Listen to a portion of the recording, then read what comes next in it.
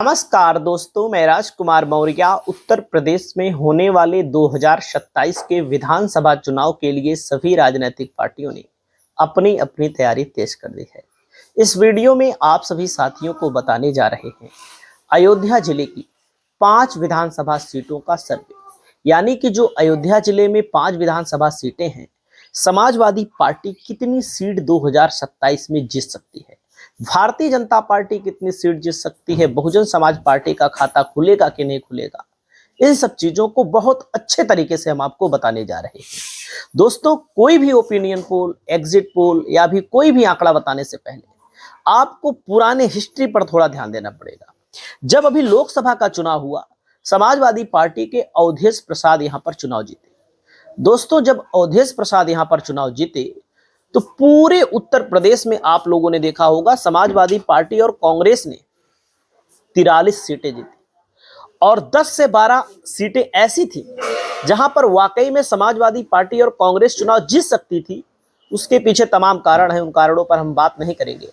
यानी कि लगभग 50-55 सीटों पर समाजवादी पार्टी और कांग्रेस की मजबूत पकड़ आपको नजर आई होगी। अगर हम गलत बोले तो आप लोग बताइएगा। अब यहां पर जब अवधेश प्रसाद चुनाव जीते तो उसे अवधेश प्रसाद को लेकर के जो बीजेपी के समर्थक हैं या जो लोग अंधविश्वास में ज्यादा विश्वास रखते हैं, वे लोग क्या कह रहे थे कि ये 6 महीने में मर जाएंगे। ये गलत चीज है, ये गलत चीज है। अवधेश प्रसाद 80-85 साल की उम्र में आज भी दौड़ रहे हैं दोस्तों। 6 महीना नहीं, 2 साल बीत गया, अभी भी जीवित हैं और हमारी मनोकामना है जुग जुग जिए, कोई भी हो, किसी भी पार्टी का नेता हो। तो दोस्तों, इस सीट का जो मिजाज है मैं आप सभी साथियों को बताना चाहूंगा। यहां पर भाजपा भले चुनाव जीतती रही हो, लेकिन बहुत बड़ा मिजाज बीजेपी के पक्ष में नहीं रहा है। अब हम कैसे कह सकते हैं ऐसा? अब जैसे जब 2022 का चुनाव हुआ दोस्तों, तो 2 विधानसभा सीट समाजवादी पार्टी जीती, मिल्कीपुर और गोसाईगंज, अभय सिंह और अवधेश प्रसाद। आप सोचिएगा, बीकापुर सीट पर समाजवादी पार्टी का कैंडिडेट मात्र 5000 वोटों से चुनाव हार गया। बीकापुर की बात हम कर रहे हैं, इसको ध्यान दीजिएगा।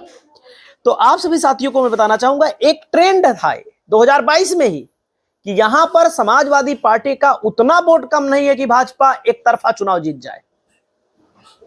ये सच्चाई मैं आपको बता रहा हूं। अब जैसे अयोध्या जिले में दोस्तों 5 विधानसभा सीटें, सारा आंकड़ा इसी में लिखा है, देखकर मैं बता रहा हूं, बाकी डिजिटल बोर्ड पर वीडियो बनाऊंगा तो उसमें बहुत अच्छे तरीके से बता दूंगा। दोस्तों, पहली सीट है मान लीजिए बीकापुर, 1 सीट। दूसरी है मिल्कीपुर, तीसरी है रुदौली, चौथी है अयोध्या, 5वीं है गोसाईगंज। दोस्तों, बीकापुर, मिल्कीपुर, रुदौली और अयोध्या सीट जो है विधानसभा की 4 सीट अयोध्या लोकसभा में आती है और एक गोसाईगंज की जो सीट है ये अंबेडकर नगर लोकसभा में चली जाती है। बात समझ रहे हैं?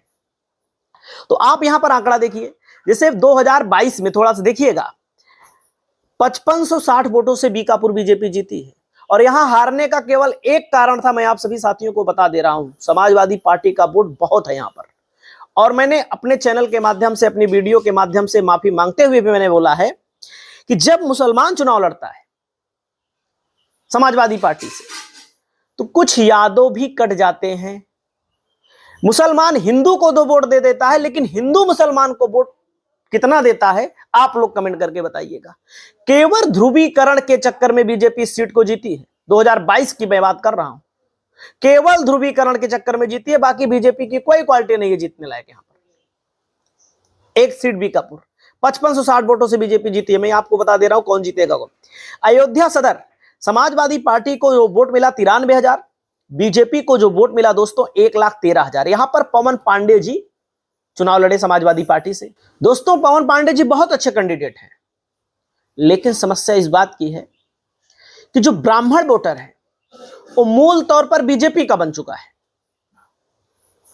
और पिछले 5 सालों में मैं आप सभी साथियों को बता रहा हूं, हर मौके पर पवन पांडे यहां पर मौजूद रहे, लेकिन जो मूल वोटर है, कोर वोटर है, बीजेपी का कोर बन गया। जैसे यादव सपा को छोड़कर नहीं जाना चाहता, मुसलमान सपा को छोड़कर नहीं जाना चाहता, वैसे ठाकुर ब्राह्मण बनिया भाजपा को छोड़कर नहीं जाना चाहती बड़े पैमाने पर। लेकिन जब उनकी समाज का कैंडिडेट होगा तो कई जगहों पर मैं आप सभी साथियों को बता रहा हूं, अब की बार आपको बहुत सारे परिवर्तन देखने को मिलेंगे, क्योंकि समाज की एक लिमिट होती है, अपने समाज का नेता लोग आगे बढ़ाना चाहते हैं।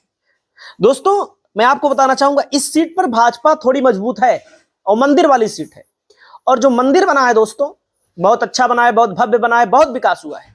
लेकिन सत्यता यही है कि जो वहां पर पुराने लोग फूल पान छोटी मोटी दुकानें थी वो बंद हो गई।